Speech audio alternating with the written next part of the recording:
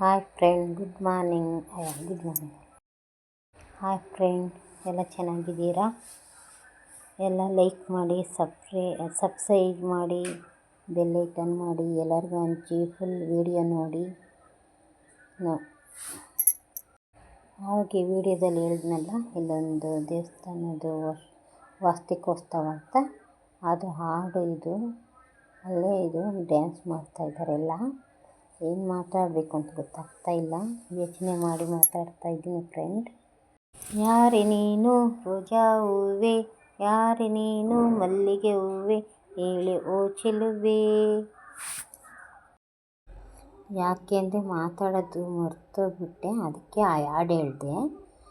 ಏನು ಊಟ ಮಾಡಿದ್ವಿ, ಏನು ಅಡುಗೆ ಮಾಡಿದ್ವಿ ಮಾತಾಡಿ, ನಾನು ಮಾತಾಡ್ತಾ ಇದ್ದೀನಿ.